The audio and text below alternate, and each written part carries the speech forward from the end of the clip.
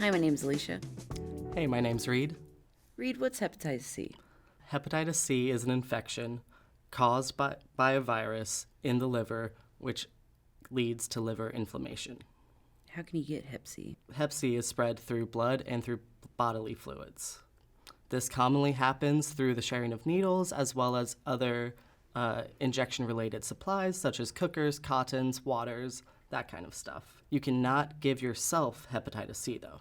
That's a common myth. It is. But you can't create a disease. If you could essentially Take delete over a the world. disease or eliminate a disease, right? Yes. It's interesting. Can you get Hep C from sex? You sure can. It is rarer than sharing equipment, but you can get Hep C, especially from anal sex or rough sex. Then how common is Hep C?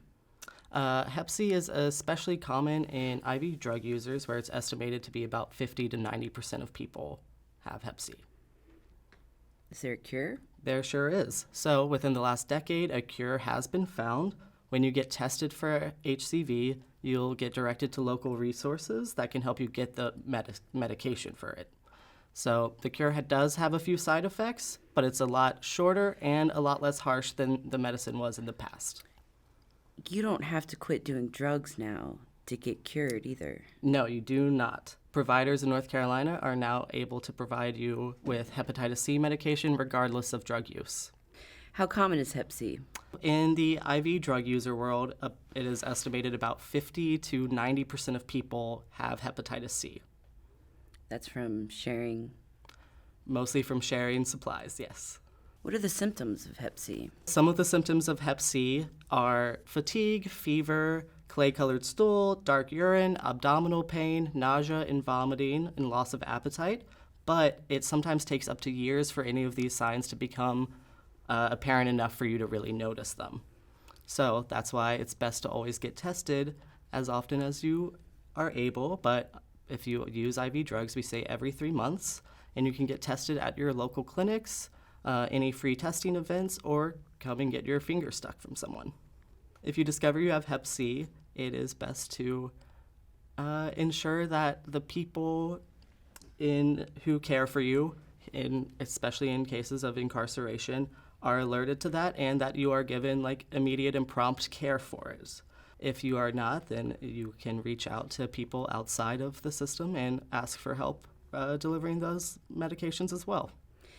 And you can also, if you're incarcerated, just keep making that sick call. Yep. Keep it going. Keep making the sick call, and eventually you'll get in there. Mm-hmm.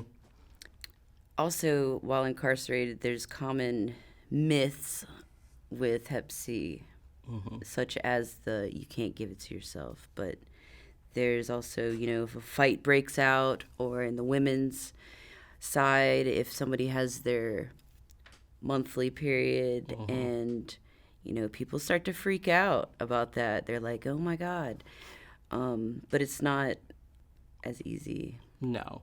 And in those cases, essentially with anything that involves blood or bodily fluids, the best option is always to get everything as clean as possible immediately, wash your hands a bunch, and then get tested a couple weeks out. And that'll be best situation. What was the window for testing?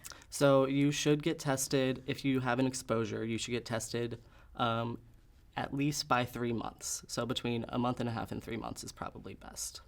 And that gives it time for the virus to enter your body and be prevalent enough for them to see it, but not long enough for it to start to cause any effects towards you. Another thing about Hep C is that it lives outside of the body for 2 weeks. So if you're not sure if that's your syringe, just don't use it. Just don't use it.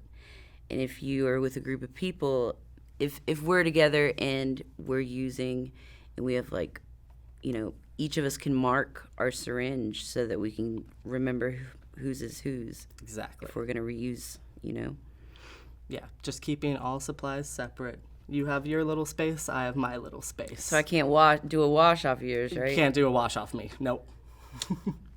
What different ways can I get tested for Hep C? So the two predominant ways are through rapid testing and through blood collection testing. So rapid testing is sometimes easiest, especially if you're out and about and don't have time or don't feel like you need to get a full needle in your arm.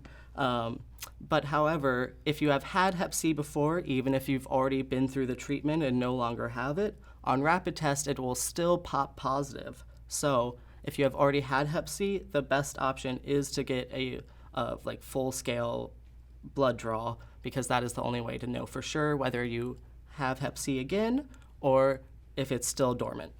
That's because it's an antibody, the rapid antibody test. Yep. In your body, what antibodies are is when you get sick or have any sort of infection, your body creates antibodies to fight off that infection or sickness. And so the antibodies will still be present. So it, in a manner, is a false positive if you actually don't have Hep C. Yes. But on a rapid test, it'll show that you're positive, but that doesn't necessarily mean that you're positive for Hep C. Correct. Because your body can fight it off. Yes, exactly. So there is some stigma with hepatitis C. It is for IV drug users, like, becoming more and more part of life as it continues to spread, and public health interventions aren't always able to stop that.